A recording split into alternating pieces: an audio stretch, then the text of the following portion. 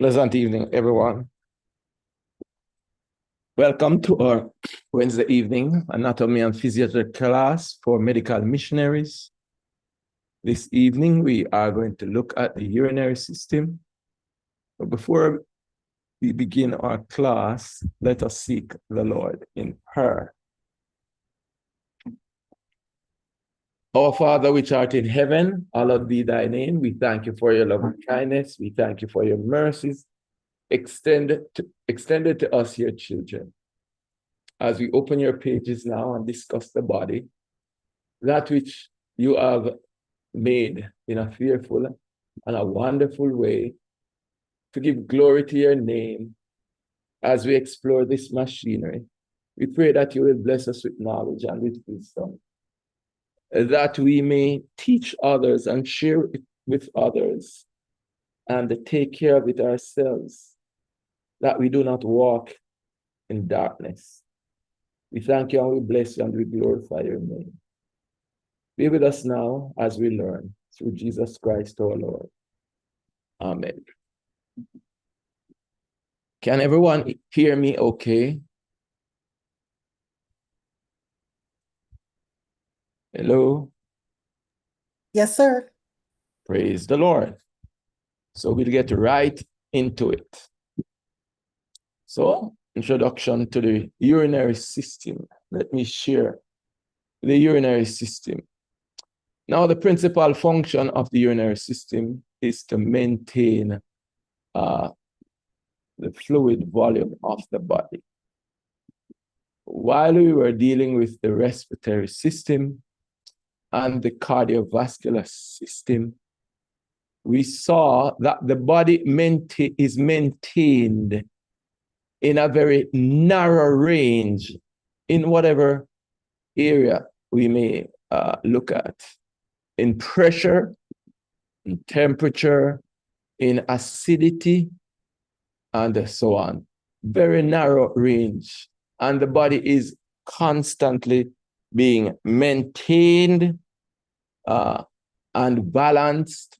A little bit too much to the right, it swings a little to the left, and it maintains this narrow range, this balance in temperature and fluid volume, and so on. This process is called homeostasis, maintaining that balance to keep the body in a narrow range, because things in the body don't work in a wide range.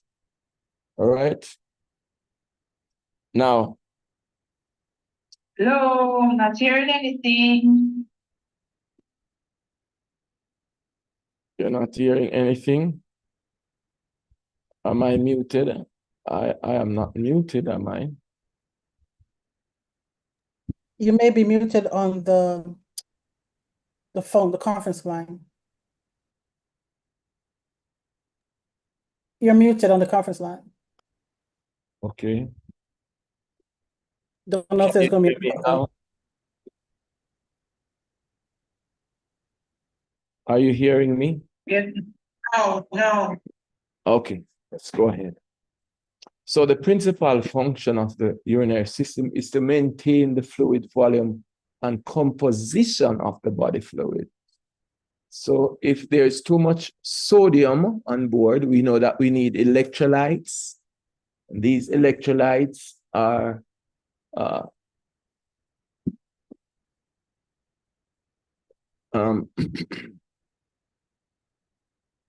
these are elements that the body needs to function. They are called electrolytes because when they are dissolved in water, they can conduct electricity. So if you should get a container of distilled water and you stick one leg of an electrical current in it, and you hold on to another wire and stick it in there, you might not get shocked. But if you should dump some sodium or potassium or calcium or table salt into that water, you would immediately get shocked. That water is now able to conduct electricity. And this is why these elements are referred to as electrolytes, because they are ionized when dissolved in water. And you've heard of them, sodium and potassium and calcium and magnesium, iron, and so on. The salts of these elements, when dissolved in water, will conduct an electrical current. That's the principal reason they are called electrolytes. So if your electrolytes are too low or too high, it is the kidney that retains and do not excrete, or excrete if there is too much from the body. So when we say the principal function of the urinary system is to maintain the volume and composition of body fluids within normal limits, that is to a great degree what we're referring to. An aspect of this function is to rid the body of waste products that accumulate as a result of cellular metabolism, such as urea. Urea accumulates from the breakdown of proteins. So whenever we eat products that have protein, and most plant products have proteins, animal products do too, protein is broken down into amino acids, the small links of proteins. And then our bodies use these amino acids to build the protein it wants. Myoglobin and hemoglobin and albumin and all kinds of proteins. All the enzymes in our bodies are made of proteins. The liquid part of the blood is mostly albumin protein, apart from water. Our muscles are protein, our skin is made up of proteins. So the body builds its own proteins. So whenever we have sufficient protein in our diet, the excess is broken down and the carbohydrate chain is retained and the nitrogen is excreted. Whenever old cells or old proteins in our bodies die, they are broken down and excreted as urea. So we produce urea in the form of uric acid all the time. When we consume animal proteins in excess of 80 grams per day, which is very small, the size of a wing leg on a chicken, or the size of your thumb, whole of your thumb, and the root of the thumb, that's approximately 80 grams. So all the people chomping down on a bucket of chicken or a plate full of curry goat and so on, they're eating way in excess of the amount of protein that the body can use. And this excess must be broken down to urea. First, it is broken down to ammonia, or taken off the protein chain. The nitrogenous and sulfurous products are taken off as ammonia, which is very toxic. Ammonia is ammonia. The same ammonia used to clean the kitchen floor, that's the ammonia. So imagine that in your bloodstream when you eat in excess of 80 grams. All that for breakfast and lunch and dinner. Excess, for your body can only use 80 grams. So more than your sum, people who are eating a whole half a chicken or a breast or a leg quarters, and that's just one meal, and they're having 3 meals, eggs in the morning, chicken for lunch, and maybe curry goat for dinner, and something in between. They are dumping loads of ammonia in the bloodstream. So now, to rid the body of these waste products, the kidney is working hard all day long to get rid of this ammonia. And try doing that for 40 years. Then we hear, uh-oh, your kidneys are failing. You're going into renal failure. You're advancing to chronic renal disease. Because the kidney is being abused for 50 years. I can't do this no more. I'm done. So the kidney has to rid the body of waste, this waste product, and that's just one aspect of the waste product. So other waste products produced in the body, or preservatives, or food coloring, or just any waste product in the body must be gotten rid of. So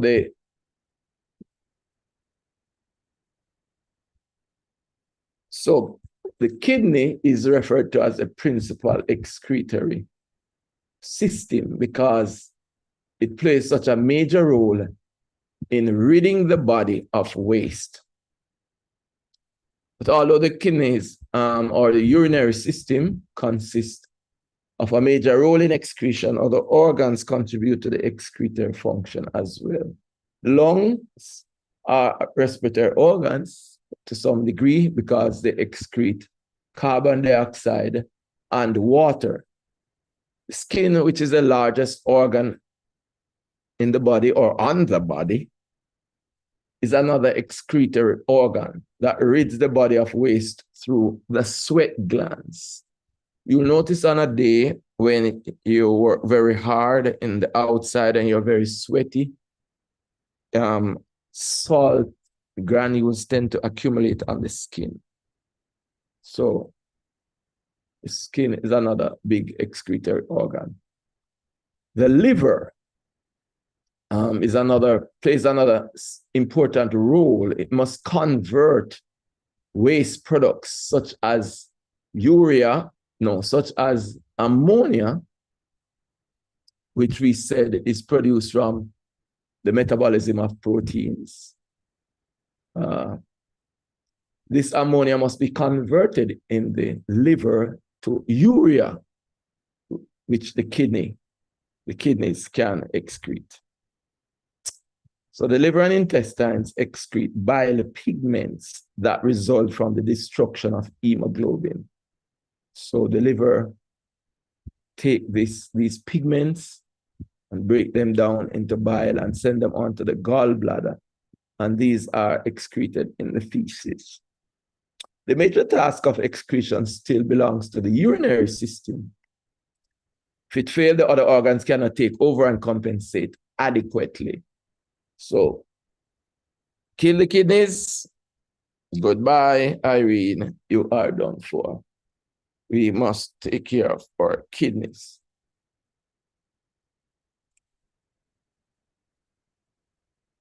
The urinary system maintains an appropriate fluid volume by regulating the amount of water that is excreted in the urine. Sometimes one will notice that we urinate a lot, another time only a little bit. And that is because the kidneys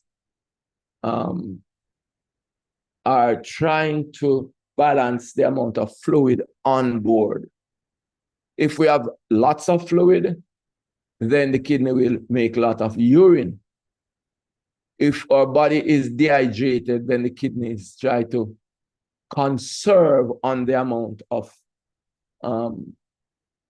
fluid it excretes. Sister, share your hand is up. Yes. Krista, you're talking about protein and we made mention of flesh, how much is needed, the amount of grams. Recently, somebody was saying that they did I know technology and it was certificate, I can't feel, but they did a scan, and the scan was saying that they have an excess amount, more than is needed, amount of protein in the body. And I was going to ask, I don't know if we, I think we did, it was in one of the classes where we spoke about the excess as it relates to plant protein. How does but I'm asking again, how does the body, seeing that it does that with the flesh, if you eat too much of flesh, then it has this toxic reaction to the body based on its breakdown. The breakdown of plant protein. How does the body treat that? Does it keep it? Because the person that got that reading that their body have an excess amount of protein is somebody that eats plant protein. That's where they get a protein source from. They don't have flesh. So how does that one go? How you work that one out? I don't know. I know the body does not store protein. That's standard knowledge in biology. So every day we must eat the amount of protein that we need.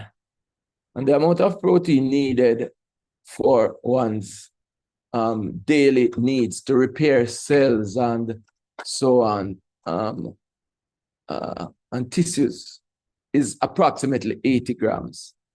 So I don't know about these scans, and our scan can tell you that you have excess protein on board. I don't know. In my biochemistry, I've never heard of that or looked into that. I do not know where in the body they are referring to. I would have to see that and analyze it myself to determine what are they measuring? Body mass index? I don't know. When a person is small-bodied, or if a person is obese, and they should weigh properly for their height and the body mass index, they should weigh 150 pounds, but instead they weigh 300 pounds. I don't know. Obviously, they're overweight or obese, but I don't know how they can have excess protein on board. I can't speak to that. I don't understand that statement. So I can't speak to that. All right. Okay then. So the plant protein, when it does turn to anything toxic then in the body, it does it cause any? Yeah, that's what I want to ask. Animal proteins have excess nitrogen and sulfur, and when animal protein is broken down, it produces a lot of ammonia. Animal proteins don't have that excess of nitrogen. So plant protein don't have the excess nitrogen. Right. And sulfur. Okay. So the protein molecule is comprised of a long carbon chain, and then it has attached to it, in addition to hydrogen and oxygen, it has nitrogen and sulfur and so on. So the animal protein has a lot of excess nitrogen, whereas the plant protein does not. So the excess nitrogen must be removed, for the body is going to retain the long carbon chain as a form of energy in the form of cutting it off into molecules that can be used as glucose for energy. So our bodies must get rid of the nitrogen, which is the toxic part of it, and the excess sulfur. So the urinary system maintains an appropriate amount of fluid. Sometimes you'll notice that your urine gets bright yellow into amber, and that is because there isn't sufficient fluid on board. So the urine is excreting its waste while trying to retain fluid volume. Other times the urine is very clear, almost looking like water. So enough water is on board, the urine get rid of the water, and the urine appears very clear. So that is why we notice these color changes in the urine. It's regulating the amount of water. Other aspects of its function include regulating the concentration of various electrolytes. We touched on that earlier in the body fluid, and maintaining normal pH of the blood. So if you just add a meal of ripe bananas and oranges and potatoes, which are rich in potassium, and the body cannot deal with excess potassium, the excess is excreted immediately rather than sent into the bloodstream to cause trouble with the heart. So that's the excess electrolytes. And maintaining the normal pH of the blood, we also noted that the pH in the body is 7.35 to 7.45. Now, 7 is like water. That's neutral. 7.35 is slightly alkaline. 7.45 is still within that slight range of alkalinity. So that is the narrow range that our pH must be maintained, and that's the acidity of the body. pH is the level of acidity or alkalinity of the body. 0.35 to 0.45. So when you eat an orange or drink some lemon water in the morning or something like that, or eat some calcium or magnesium, the body must immediately react and get rid of the excess or store it in some manner so that the 7.35 to 7.45 is not interrupted. The globular proteins, these are the proteins that are in the blood, for example. They have specific shapes. And you will note that they have a shape. If you break an egg, the clear part of the egg doesn't runny in a freshly laid egg.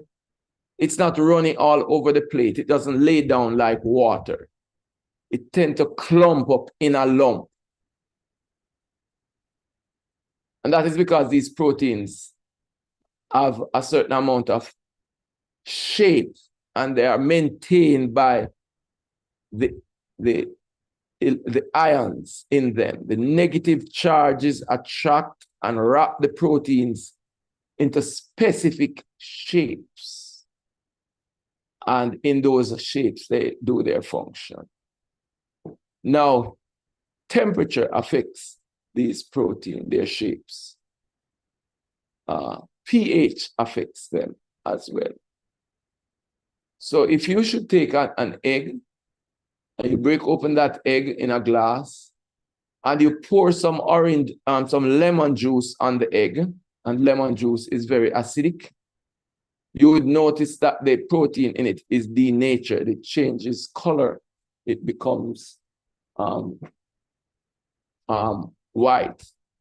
If you should break open that egg and in a pot of boiling water, you would notice that immediately they are denatured and they do not remain crystalline anymore. It becomes white and opaque. That is because these proteins are denatured and they will not function as such anymore. So our body maintains them in a particular temperature, 98.8 or 98.9, and a specific pH, 7.35 to 7.45.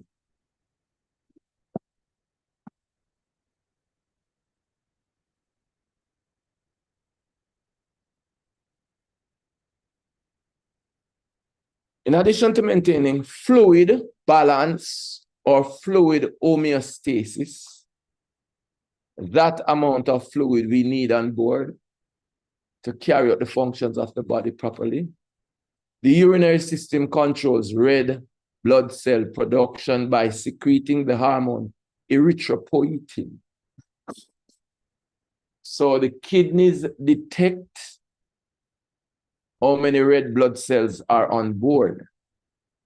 Now, depending on where one lives, one may need more red blood cells to carry more oxygen or less.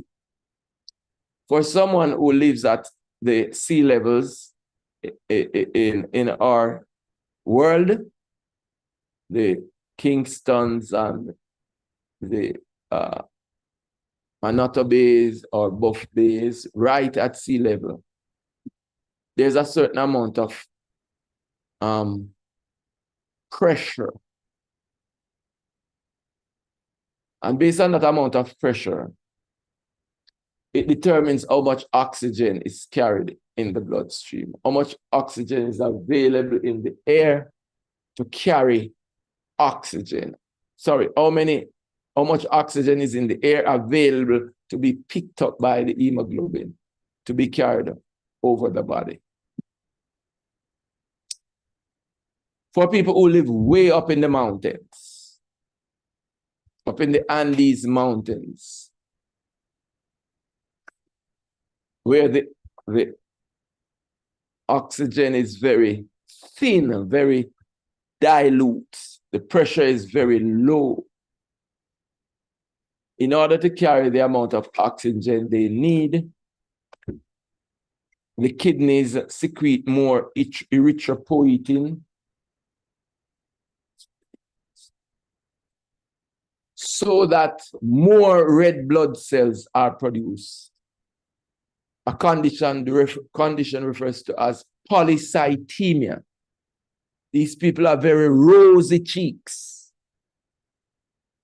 You see, people who live in Peru and so on, who live way up in the Andes Mountains, they have lots of red blood cells to carry the oxygen. Now, there's a phenomenon that most people in sports, in soccer, knows of. That no soccer team beats the Mexican at soccer in the Azteca Stadium in Mexico City, because it's at a very high altitude, and most people are coming from lower down, and they don't carry the amount of blood cells that the Mexicans have. So they can't run and maintain the energy levels they need to, because they don't have the amount of red blood cells. The Mexicans who live up there, they have lots more red blood cells in their system, polycythemia. So it's very hard to beat them at a match in the Azteca Stadium in Mexico City. That's the reason for it. So our urinary system, our kidneys, will secrete more erythropoietin to stimulate the production of red blood cells. If we can't pick up sufficient oxygen, if we are way up in the mountains, and so on. The urinary system also plays a role in maintaining normal blood pressure by secreting the enzyme renin. Renin-angiotensin system, we're not going to get into that, but it secretes this, it goes through a chain reaction in the body, and the kidneys excrete fluid or retains fluid in order to maintain this blood pressure. And a lot of the blood pressure medications tablets that people take work and affect the renin angiotensin system.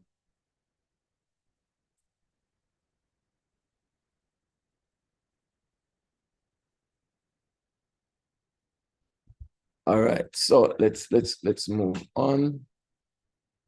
The urinary system consists of the kidneys, the ureters, the urinary bladder, and the urethra.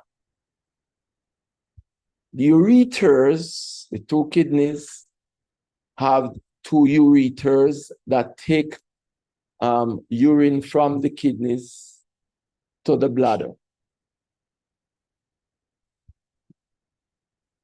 You can know them different from the urethra because the urethra is never pluralized, because there's only one urethra running from the bladder to the outside, to the urinary meatus in females or through the penis in males. Urethra is never pluralized. We never have two urethras. We never say urethras, but ureters, because we have two of them. Now, in the event we are talking of only one, it may be the right or the left ureter. But typically we refer to the ureters. They take urine from the kidneys to the urinary bladder. The urinary bladder is the sac that accumulates the urine as it is excreted by the kidneys for a convenient time to void or to get rid of. If we do not have a urinary bladder, we would be peeing on ourselves all day long. You would just have to sit on the toilet because urine is being constantly dribbled down, and one would have a problem. You can't get dressed and go into an airplane or a bus and drive for 2 hours because you're going to be wet with urine. So thank God for our urinary bladder, which can accumulate the urine so that at a convenient time, we can run to the toilet or to the bushes and relieve oneself. And that is done through the urethra. You can ask questions if you do have questions. I hope thus far all is clear. So far, so good. All right. The kidneys form the urine and account for the other functions attributed to the urinary system. So the kidneys form the urine, and in that urine is water and electrolytes and uric acid and so on. The ureters carry the urine away from the kidneys to the urinary bladder, which is a temporary reservoir for the urine. And the urethra is a tubular structure that carries the urine from the urinary bladder to the outside of the body.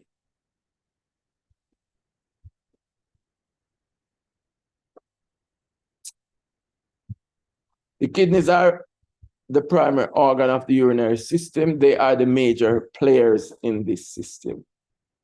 They are the organs that filter the blood and remove the waste and excrete the waste into the urine. They are the organs that perform the function of the urinary system. The other components are accessory structures to eliminate urine from the body. Now, the functional unit of the kidney is the nephron. And the typical kidney has about 2 million nephrons. So, and they pretty much work the same. And each one is producing a tiny amount of urine. And it all adds up and it flows into the renal pelvis. And then it runs down the ureter or ureters to the urinary bladder. Do we have a question?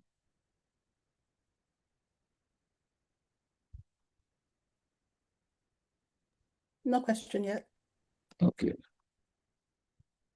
Somebody says your camera on. Price your camera. Oh, it's you, Mitch. So 2 million of these are filtering the blood. And we're not going to get into the biology of how that is done.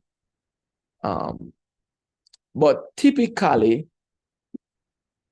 from the renal artery, taking blood into the kidneys at high pressure, everything is filtered out. Most of the water and all the good stuff, all the bad stuff, that can be filtered out. There are some stuff the kidneys don't filter, such as hemoglobin, myoglobin, globulins. These proteins in the blood are too big to be filtered out. But all the salts, all the sugars, and so on, all the small molecules are filtered out. So you know what? Let's say the police stop a vehicle or a minibus. In Jamaica, this happens all the time. And they suspect that there is a person of less than desirable behavior on the bus. And they say, listen, we want to check this bus. And they find a gun when they are checking the bus. No, they don't know who have the gun. So what they do, they take off everybody off the bus, they search the vehicle, and then they may allow people to go back onto the bus. The kidneys kind of work like that. It takes out everything that can be taken out. Then it selectively reabsorbs what is good. And the bad stuff goes down the drain to the bladder.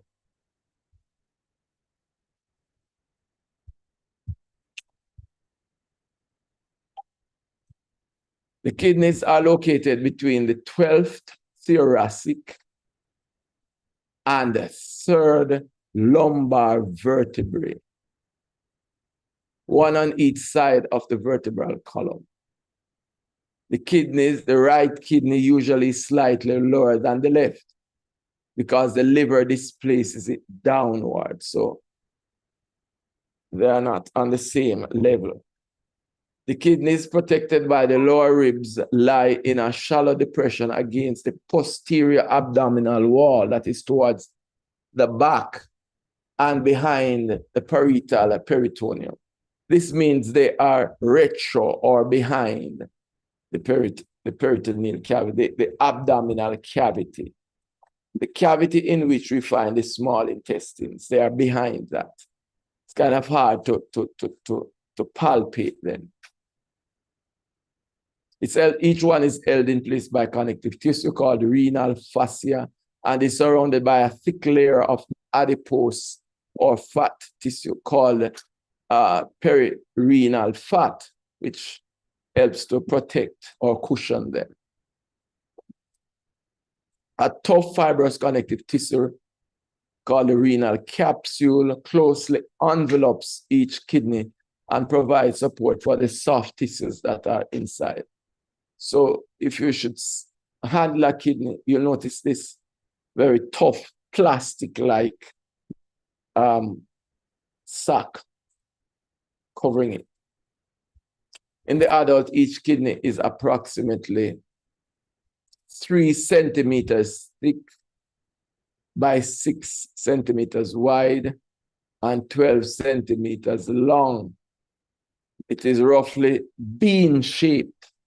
If you think of a kidney bean, that is why they call it kidney beans. They have the color of the kidneys, and they are shaped to some degree like the bean, with an indentation called the hilum on the middle side and the hilum leads to a large cavity called the renal sinus within the kidney. The ureter and renal veins leave the kidney, and the renal arteries enter the kidney at the hilum. So everything goes in at that side and exit at that side as well. The outer reddish region next to the capsule is the renal cortex. This surrounds a darker reddish brown region called the renal medulla. And the renal medulla consists of a series of renal pyramids. They kind of look like pyramids in truth. If you cut the kidney longitudinally, you'll see them looking like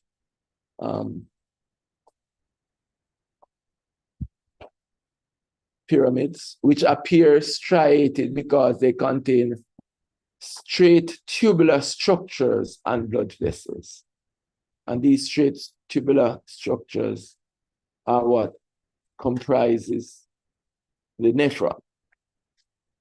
The wide base of the pyramids are adjacent to the cortex, and the pointed ends are called the renal papilla are directed forward towards the center of the kidney. Portion of the renal cortex extend into the space between and adjacent to the pyramids to form renal columns. The cortex and the medulla make up the parenchyma or functional tissue of the kidneys. And for those of you who are not on Zoom, I am not able to share an illustration with you. But for those of you who are on Zoom, you can see the illustration. The central region of the kidney contains the renal pelvis, which is located in the renal sinus and is continuous with the ureters. The renal pelvis is a large cavity that collects the urine as it is produced. The periphery of the renal pelvis is interrupted by cup-like projections called calyces. A minor calyx surrounds the renal papilla of each pyramid and collects urine from that pyramid. Several minor calyces converge to form a major calyx. From the major calyces, the urine flows into the renal pelvis, and from there it flows to the ureter. Each kidney contains over 1 million functional units called nephrons in the parenchyma, which is the cortex and medulla. A nephron has two parts, a renal capsule and a renal tubule. The renal corpuscle consists of a cluster of capillaries called the glomerulus. And in the glomerulus is where the ultrafiltration takes place. The blood vessel goes into the glomerulus, and everything is forced out that can be forced out. This is surrounded by a double-layered epithelial cup called the glomerular capsule.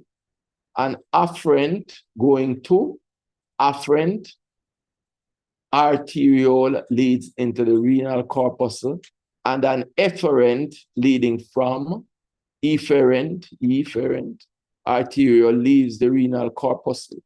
Urine passes from the nephron into the collecting ducts, then into the minor calyces. So here we have another illustration of blood going in and being filtered and leading from. The juxtaglomerular apparatus, which monitors blood pressure and secretes renin, is formed from the modified cells in the afferent arteriole and the ascending limb of the nephron loop. Each ureter is a small tube, about 25 centimeters long, that carries urine from the renal pelvis to the urinary bladder. It descends from the renal pelvis along the posterior or abdominal wall, which is behind the peripheral peritoneum, and enters the urinary bladder on the posterior or inferior surface, so kind of towards the back. The wall of the ureter consists of 3 layers. The outer layer, the fibrous coat, is a supporting layer of fiber of connective tissue. The middle layer, the muscular coat, consists of the inner circular and outer longitudinal smooth muscles. So there's a layer of longitudinal muscles and there's a layer of smooth muscles. And these muscles are what contract, force the urine out of the urinary bladder. The main function of this layer is peristalsis, to propel the urine. The inner layer, the mucosa, is transitional epithelium that continues with the lining of the renal pelvis and the urinary bladder. These layers secrete mucus, which coats and protects the surface cells in the ureters and the urinary bladder. The urinary bladder is a temporary storage reservoir, as we said before. It is located in the pelvic cavity. That's at the very bottom of the abdomen, all the way down. Posterior to the symphysis pubis and below the parietal peritoneum. The size and shape of the urinary bladder varies with the amount of urine it contains and with the pressure it receives from surrounding organs. So pregnancy adds pressure to the urinary bladder. The inner lining of the urinary bladder is a mucous membranes of transitional epithelium that is continuous with that in the ureters. When the bladder is empty, the mucosa has numerous folds called rugae. The rugae and transitional epithelium allow the bladder to expand as it fills. So it stretches and then it contracts. The second layer in the wall is the submucosa, which supports the mucous membrane. It is composed of connective tissue with elastic fiber. The next layer is the muscularis, which is composed of smooth muscles. Smooth muscle fibers are interwoven in all directions, and collectively, these are called the detritus muscle. Contraction of this muscle expels urine from the bladder. On the superior surface, the outer layer of the bladder wall is parietal peritoneum. In all other regions, the outer layer is fibrous connective tissue. So there are several kinds of tissue making up the wall of the bladder to connect it to allow it to expand and contain or contract and expel urine.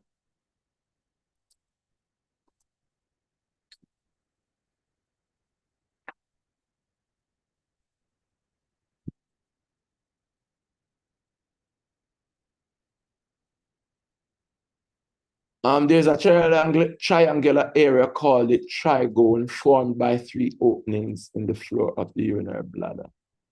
2 of the openings are from the ureters and form the base of the trigone. Small flaps of mucosa covers these openings and acts as valves that allow urine to enter the bladder but prevent it from backing up from the bladder into the ureters.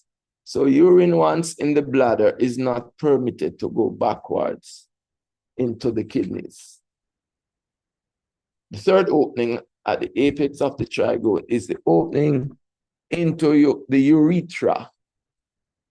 A band of the uterso muscle encircles this opening to form an internal urethral sphincter.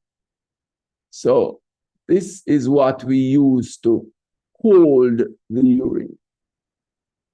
We are driving or we're sitting in church or doing something, and you're unable to accommodate voiding at that time. Because if you do, you're going to be all messed up. I don't want that. So this urethral sphincter is what we use to hold Hold on there. I'm not ready to go yet. I can't go. Soon I'll stop. I'll be at the car stop or something, or I can get to the restroom to void. The final passageway for the flow of urine is the urethra, a thin wall tube that conveys urine from the floor of the urinary bladder to the outside. The opening to the outside is the external urethral orifice. The mucosal lining of the urethra is transitional epithelium. The wall also contains smooth muscle fiber and is supported by connective tissue. Now, when the urinary sphincter or urethral sphincter is not working properly, we may have backup of external products into the urethra or even into the bladder. And this is a problem. I'm sure you've heard of a urinary tract infection. Yes? Yes. You've also heard that girls must wipe backwards and not forwards. Correct. And you know the reason for that? Mish, Go ahead, Mish. if you wipe from the back to the front, then you'll carry fecal matter into the vagina and the urethra. Right. And you don't want that. Not at all. So at an early age, girls are taught to wipe from the front to the back only. Boys can wipe in any direction they want, but girls must wipe in that direction. Now, healthcare workers taking care of people who are unable to care for themselves must know this as well. And they must follow that rule in washing or in wiping or cleaning all the time. So sometimes people have diarrhea and they're lying on a bed and fecal matter can invade the vaginal area, which it should not. These put people at risk for urinary tract infection. Now, the urethra in males is very long because in addition to it coming to the outside of the body, it must travel through the penis. So it's in males, it is long, but in females, it's very short. So for that anatomical reason, females are also at a greater risk for urinary tract infection than men are. And if you take care of sick people who are unable to clean themselves, you will realize that women are diagnosed with urinary tract infection more frequently than males are. Question. Any question in that regard? Yes, go ahead. So this, what I call a tale or myth, that a girl can contract UTI from sitting on a toilet. Can you talk on that? That's a tough one.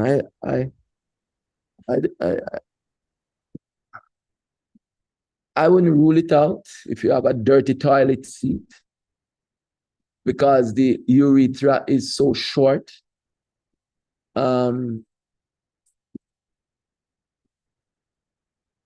I don't know if it's a myth. I wouldn't say it is. I would take precaution. I would either not sit or make sure that that seat has some covering. Or if you're traveling and you're at risk for using public toilets, make sure you walk with a pack of sanitizers. And make sure you clean that toilet seat very well before you sit on it. Okay. The reason I thought it was a myth is because I guess it's because I know I don't sit on the seat without cleaning it and lining it with paper. But also I was thinking when you sit, your privates are not touching the toilet seat. So that's why I thought it was a myth. But you're at risk for splashing. From the clean water, Where's the clean water? the toilet, Who say it's clean? it's flushed. But the process of elimination is not one pebble and you're done. It's either a stream, and while the stream is flowing, you have splashing. Or the elimination of feces could also splash, depending on the nature of the fecal matter being eliminated, whether it's lumps or bumps or liquid diarrhea kind of stool. Or if you have a real problem, it's explosive. That too. You could have gas, lots of gas, and the gas creates a bomb. That has happened to me. And all your bottom area is soiled. And I'm sure I'm not the only one. Yep. Yeah, so I know some people can't deal with my plain talk. I have been told not to talk so plainly, but I have to. I'm a biologist. You're being proper, there's nothing wrong. So if one has a lot of gas on board and you run to the toilet, one time I was traveling and I had eaten stew peas and I was having this terrible bellyache and my stomach was boiling. I wanted to go on the bus. And of course, that would be devastating. But by the time I got to the bathroom, it was a explosion that came out. And fecal matter was splashed all over my butt. Now, think of that happening to a woman. So I wouldn't rule it out as any myth. In addition to cleaning the seat, one would have to be very, very, very careful. Because once again, the biology puts women at risk. The urethra in women is very short. Yes. I understand with okay, like with me going to the bathroom and that stuff happening. I was just thinking about the seat itself. But I stand corrected. I just thought it was just I didn't see how that could happen from the seat itself. But I stand corrected. Yeah, but the public seats, we don't know who use them, and we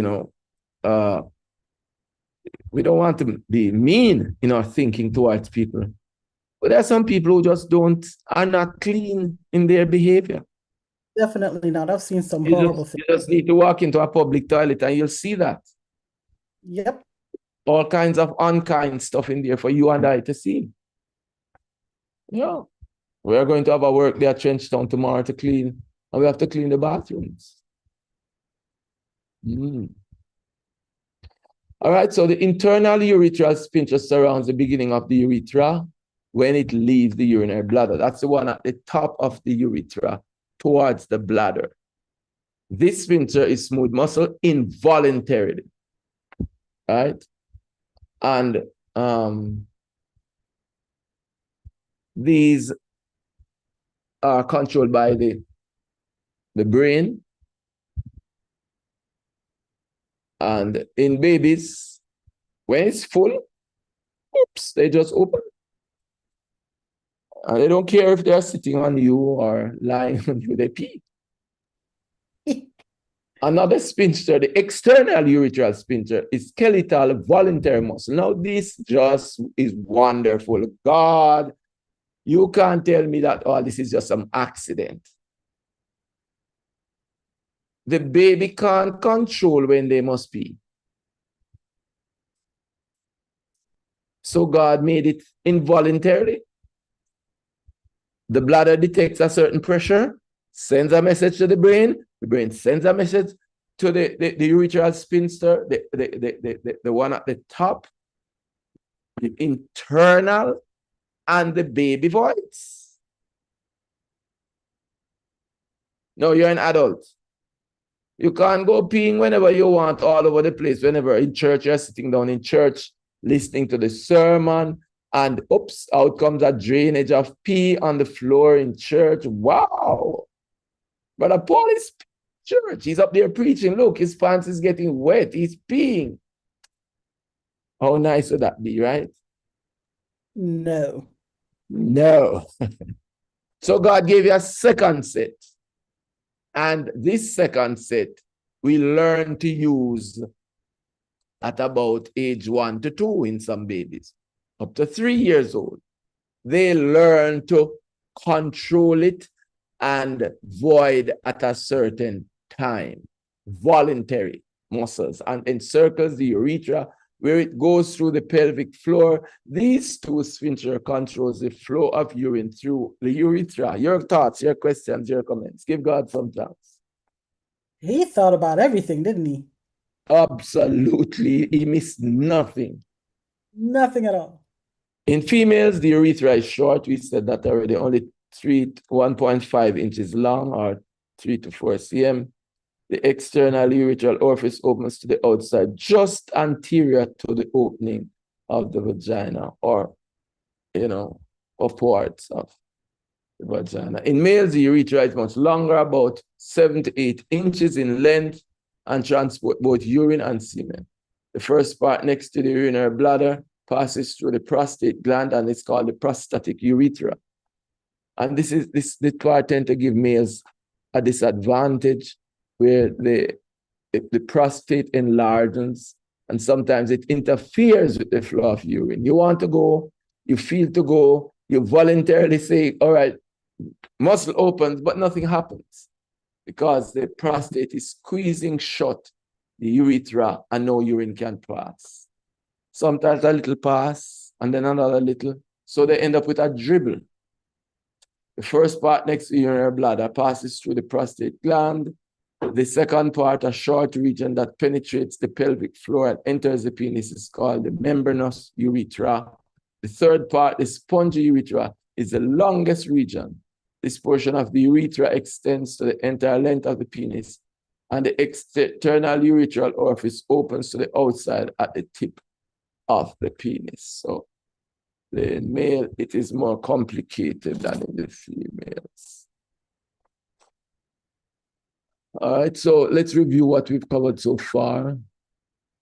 The urinary system rids the body of waste material, or waste materials rather. It regulates fluid volume, maintains electrolyte concentration in the body fluid, controls blood pH, secretes erythropoietin and renin, so it works in the control of the blood pressure. Much of the blood pressure medications work through the kidneys. The component of the urinary system are the kidneys, the ureters, the urinary bladder, and the urethra. The primary organ of the urinary system are the kidneys, which are located behind off.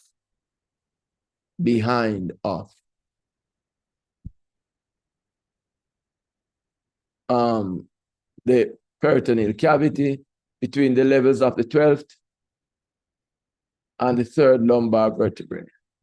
The cortex and medulla makes up the parenchyma of the kidneys. The central region of the kidney is the renal pelvis, which collects the urine as it is produced. The functional unit of the kidney is the nephron, and the kidney is made up of millions of nephrons. The ureters transport urine from the kidneys to the urinary bladder. The urinary bladder is a temporary storage reservoir for urine. The urethra is the renal passageway for the flow of urine. And the flow of urine through the urethra is controlled by involuntary internal urethral sphincter and voluntary external urethral sphincter. So, once again, we are so beautifully made, and we thank God for making us so that we have this wonderful system to manage our bodies. Any comments before we shut down for tonight?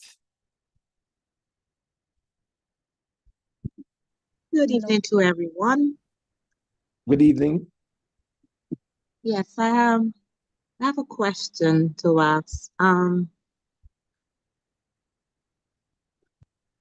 Why is it that as one ages, maybe male or female, but mainly females I'm looking at, why is it that they tend to suffer incontinence?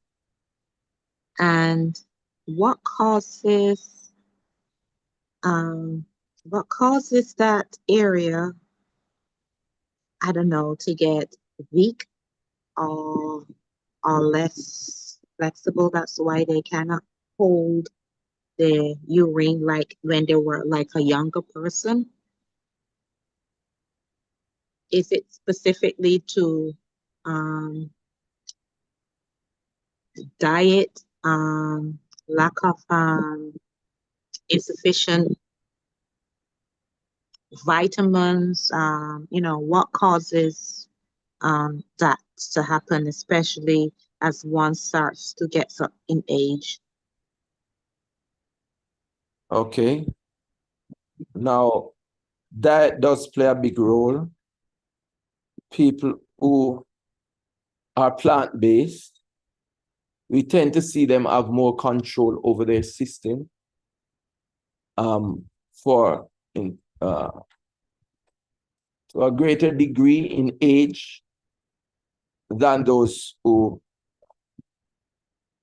consume flesh. So we know diet plays a very important role. Now, flesh versus non-flesh does not end the problem. People who consume processed foods are also at a greater risk in our population studies. For people who live in cities that we know consume a lot of processed foods because most of their foods are not available fresh from the farm. So they buy canned products in plastic bags and so on, dried products, canned products and so on, processed products, drinks and sauces and so on. They consume more preservatives, colorings and so on. So that affects their system as well. Now, age is one of the more important factors. As we age, the impact of diet and activity on our nervous system begins to show up. For example, in people who have dementia, they can't remember. People who have Alzheimer's disease, the demyelination of the nerves, the nerve tracts. How can I put this in ordinary terms? Electrical cords have an insulation on them. And inside of that insulation is running electricity. And if you take off the insulation, there'll be a short circuit, or you will get shocked if you hold on to it. So when the insulation is intact, the electrical current goes to the appliance or wherever it is intended to go, and you have no problem. You switch on the lights in your house, they work. You plug in your appliances, they work, and so on and so forth. The body is an electrical system, and the nerves are covered by an insulation called the myelin sheath. And when this is eroded by stuff in our diets, chemicals in our diets, then we start seeing these strange diseases. So not only does it affect the central nervous system, it affects the peripheral nervous system.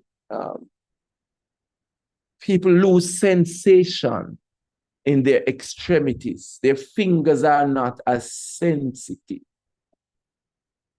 They lose the ability to taste certain things that they could taste very well while young.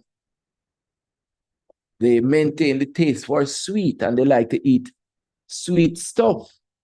But other flavors disappear and they will complain to you that the food is bland and it doesn't taste good. But when you taste it as a young, it tastes fantastic. But what is she or he complaining about? The food tastes good, but not to them. The nervous system is not working as well. And this happens too in the transmission of impulses to organs and the response of these organs to the stimulus that is sent to them by the brain. So they are not able to hold, and the involuntary system breaks down and the voluntary system breaks down. And if it doesn't break down completely, if they do not have total incontinence, they may have stress-related incontinence or situational incontinence. So as one ages, the nervous system itself doesn't work as well as it should, especially complicated with our lifestyle, our stressful lifestyle, which bombard the body with more cortisol than it should. Our lifestyle that is driven by pretty foods rather than nutritious foods. Our lifestyle which is affected by laziness. Instead of chopping open a jelly coconut and drinking it, we buy the coconut water in a plastic bottle that has preservatives. It's easier and we drink it. So these things do affect our central nervous system and our peripheral nervous system. And we see incontinence developing at an early age, in the 50s, in the 60s, when they shouldn't. They appear in plant-based people and people who live in the countryside in the 70s and the 80s. So I think those are the primary reasons. I'm sure there are other peculiarities. For everybody is different, and there are no two bodies that are identical. But those are the primary reasons that I can put my fingers on at this time. I hope that helped to clarify. Yes, thank you. Yes, thank you. Also, what are the risks for one in holding their urine for a very long time? Instead of going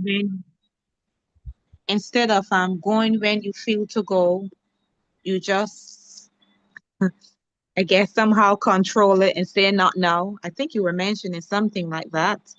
You say not now, but you keep holding and holding and holding. What are the risk factors when one holds their urine for over a period of time?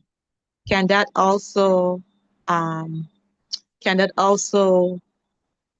bring in the UTIs, the urinary tract infections? Can that be one of the sources also of holding your urine for a period of time?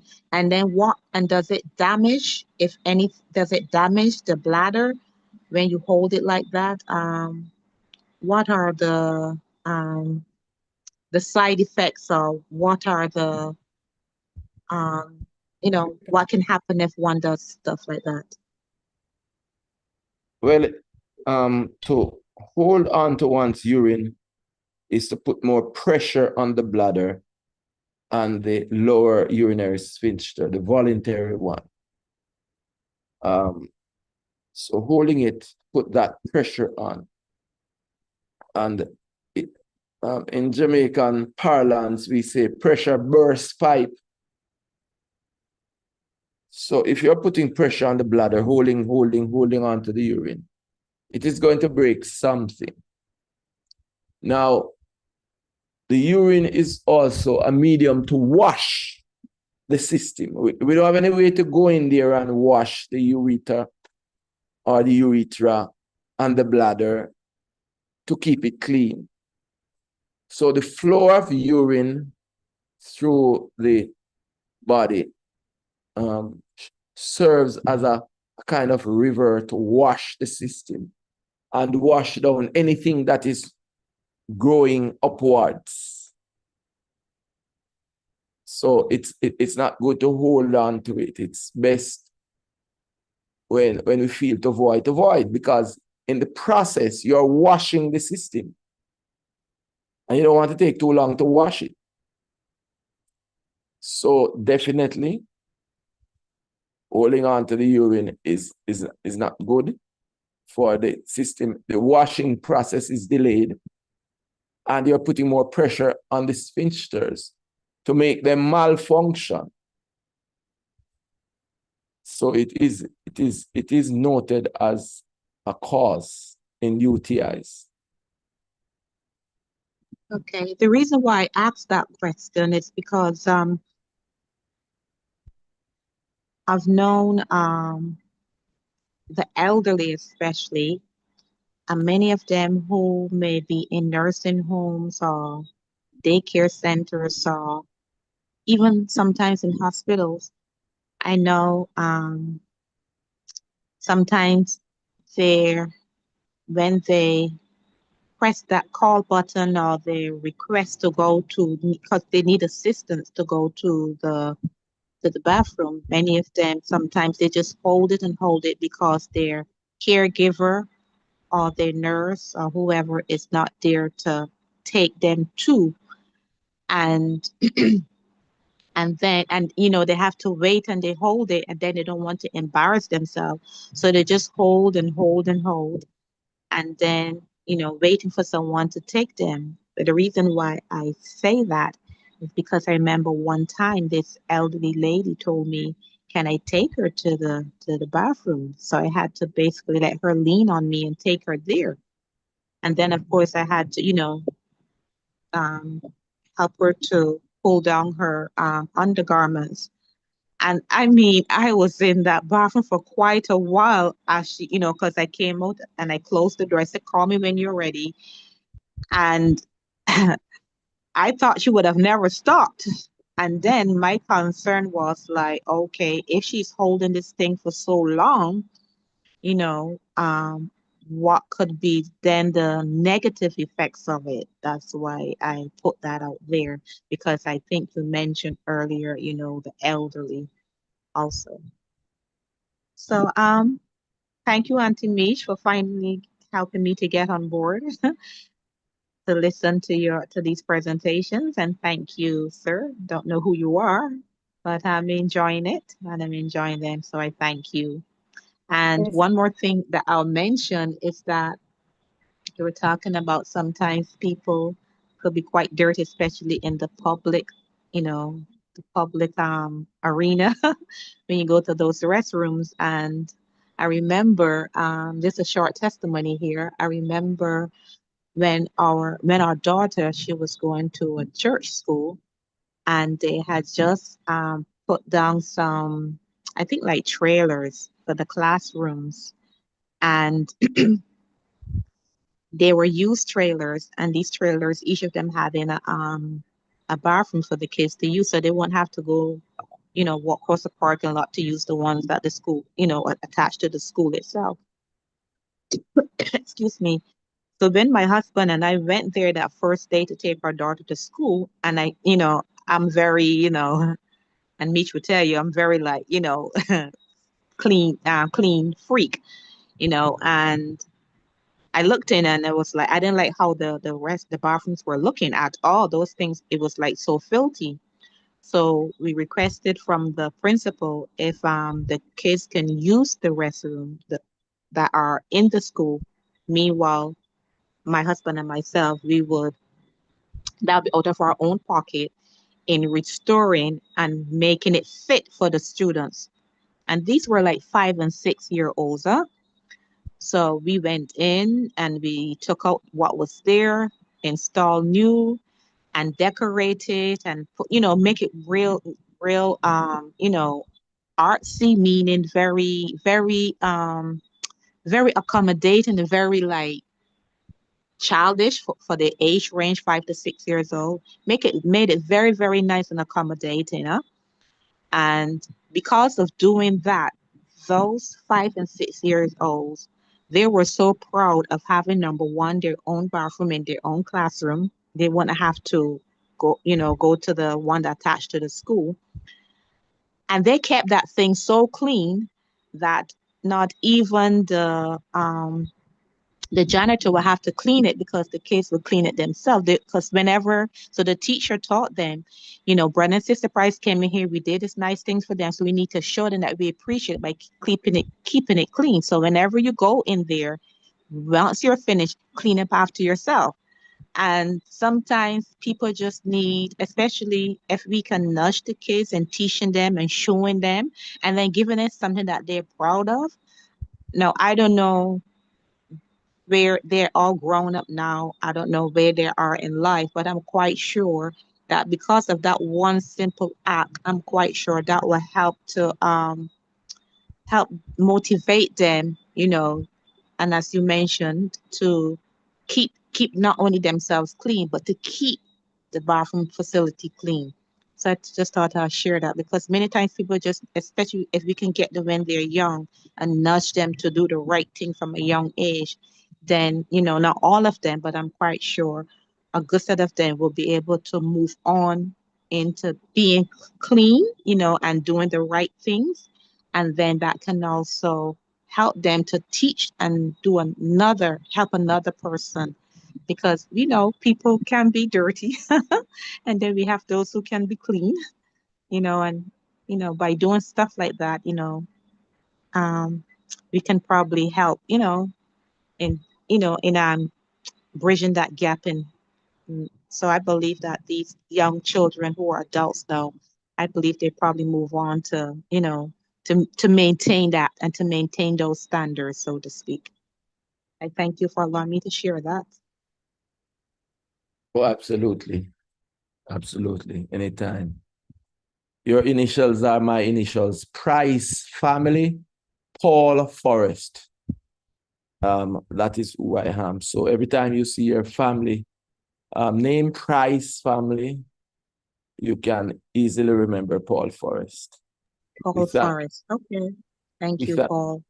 You're welcome. We thank the Lord for being with us, and we thank him for sharing his wisdom, for we are fearfully and wonderfully made as we go out to teach others, children and the elderly and caregivers, and practice care of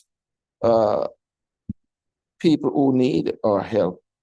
Let us remember that we are fearfully and wonderfully made, and God expects us to take care of this machinery. And he that is faithful in that which is least is faithful also in much. And we should be good Samaritans, giving care to those who cannot care for themselves. God be praised. Let us pray as we close. Father, we thank you for your blessings again. We thank you for teaching us. We thank you for your loving kindness. Pray that you will continue to bless us with knowledge of our bodies and how to take care of them. For whether we eat or drink or whatever we do, we should do it to your honor and to your glory. You gave us these wonderful bodies. Help us then to take care of them and not to abuse them. Through Jesus Christ, our Lord, we ask these mercies. Amen. Have a good night, everyone. Good night. God bless you all. Good night. God bless. See you next week.